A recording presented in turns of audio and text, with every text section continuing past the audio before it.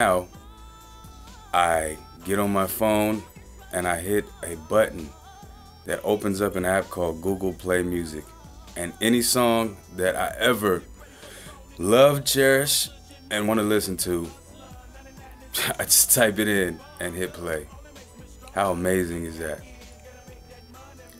Years later, when I was in my earlier years of high school, I was in New York and I was reading the paper, and I ran across an article that detailed a new concept or invention, I guess it was, that would enable the user to ride around in their car and not have to deal with all the BS commercials that they hear every 5 minutes, or have to listen to the same song over and over again 15 times a day, 7 days a week.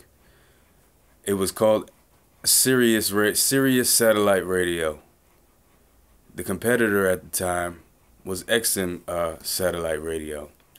I got so excited about this, I jumped out of my seat, I ran over to my dad, and I pointed at the article, I said, "You need to invest in this. This is going to be huge. You should definitely put money into this. You don't have to listen to commercials. You don't have to yada, yada, yada. You know, it's 7 days a week. You get, I don't know, 140 channels or whatever." Fast forward a few years later, eventually those two companies, Sirius and XM, merged, became one big conglomerate. Now, XM Sirius, what is it called now? Is it just Sirius XM? Whatever it's called, comes stock in basically every American-made car that you can purchase today. Needless to say, I was blown off. I don't know, what was it, like 14 or 13 at the time? Something like that. And yeah, it didn't get invested in. My dad actually watches this channel, to my understanding. So maybe we'll talk about this video later. In any case,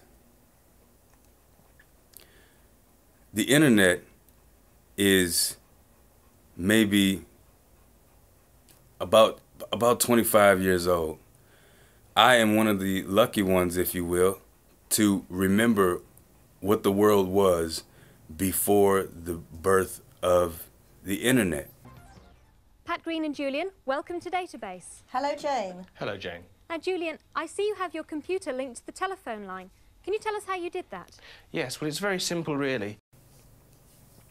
I remember being in the mall, wanting to get in touch with a friend to see where they were, because we had to set times to meet people at that stage in our lives. And I stuck a quarter into a payphone so I could call his house to see if he left yet. Or I'd have to type in a code after calling a number so I could page him or her or whoever. Sometimes I cannot be as one with cool, too busy with the grind. But when I shake loose, I home in on cool like a bird dog with my Motorola pager. It's how I stay connected with my very cool friends. So when my Motorola pager beeps or vibrates, I know that somewhere coolness is calling. Get a Motorola pager and know. Now, not knowing is not cool. Motorola, what you never thought possible. Before cell phones were prevalent, or in existence, really. All this is said to point a finger towards Bitcoin. I will not miss this train. Definitely hopping aboard this. And I say all this to try and express to you how important it is that you also not take your whole life savings or whatever, because I'm not a professional investor or a fortune teller, if you will. Not to take your whole savings and dump it all into cryptocurrency, but to express how important it is to at least begin to take Bitcoin and cryptocurrency seriously. To this day, I still mention cryptocurrency to people. It still feels like I'm talking to a brick wall. I would hope the ones that have subscribed to this channel understand where I'm coming from. But this is how situations happen where people have friends and then all of a sudden they're like, oh my God, he got rich overnight. No, he didn't. It never happens like that, but people tend to not listen to an idea or not accept an idea that's not widely accepted by the mass population. That is very dangerous. In any case, I want to take a look at Bitcoin. We're not going to go full speed into it, but just to take a look at where it started and where it is now. So let's have a look, shall we? Hey, you guys. So this is TradingView, which is a great site to take a look at. I think you can look at regular stocks and things on here too, but they also include cryptocurrency, which is wonderful for what we need it for today. But we want to take a look at Bitcoin. Here you can see Bitcoin to US dollar up here at the top. But red and green candles are ups and downs. I'm going to assume that you already have a... Okay, no, I'm not. Okay, look. Green candle means it started from the bottom and then it went up.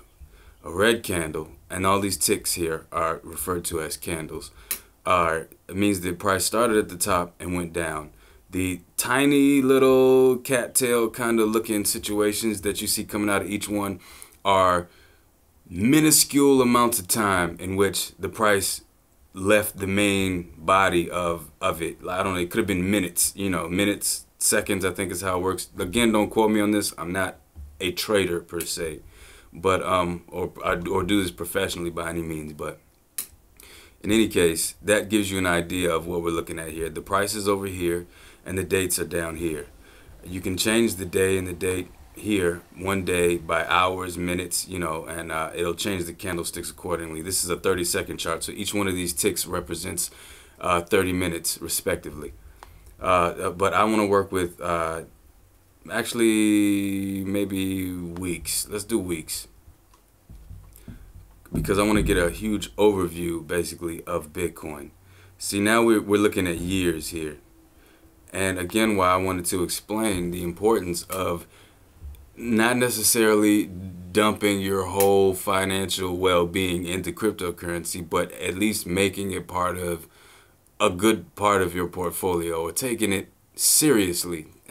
Take some serious consideration into why you should invest in Bitcoin and cryptocurrency. When I say Bitcoin, I also refer to cryptocurrency. There are a lot of coins that are very good prospects for future earnings. So as you can see down here, if we go down to 2012, we can see the price hovering at $4.15 in 2012. This looks like January. It says here January 2nd, 2012. This stayed about in that area or so, for a while. And as you can see, just as Jay Parr, who is a viewer also, he also has a channel that you should check out. Awesome scenery on his videos. He just goes out in the middle of nowhere, basically. I think it's Canada, and he just either kayaks or builds fires, and just the quality of the videos are awesome. In any case, he mentioned that if maybe we should take this Bitcoin chart, cut everything off of it as far as names, and see what the average person would say as far as investing in it, if it looks like a good investment, and not tell them what it is as far as it being Bitcoin or cryptocurrency. But anyway, 2013, we had some ups and downs. At this point in 2013, which is what is that, March? It looks like it's at almost $100. So within a year, it had jumped from $4 to $100 within a year. Of course, the price drops back down. Then it just goes ridiculously crazy starting around November-ish of 2013 and jumps all the way from $170 is where I have it here, and then jumps all the way up to freaking almost $1,000. And even if you want to count the small cattails at the top, almost $1,100. Then, if I'm not mistaken, around this time was when Mt. Gox was hacked. I'm not going to go into that. There are tons of videos on that online, but things happen. You know, things happen. And that happened. Okay, it is what it is. But it crashed the price for a minute. But with something as profound as Bitcoin and cryptocurrency, the technology that it encompasses, it wasn't going to stay down long. People still knew the value of Bitcoin. So it went up, down, and it crashed down here to about $200. Point is, no matter what happens, it still didn't drop down past $185 per Bitcoin. How wonderful would it be to see a Bitcoin worth $185 again, right? In any case, after that, 2015, we see this rise. And let me take one of these freaking trend lines here. And if we just place a trend line under,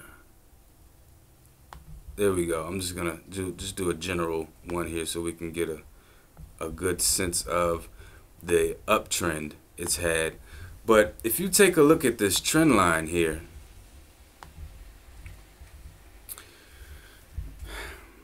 how many stocks can you go Google search for me now? I don't care what it is. Apple, Microsoft, just anything you can think of. Matter of fact, I challenge you to find a stock that looks as good as this one right now, as good as Bitcoin. In the past, I don't know, 3 years or so, not even 3, in 2 years. Look what it's done in 2 years. So here we sit at a price of, when it started to climb, it was about 230.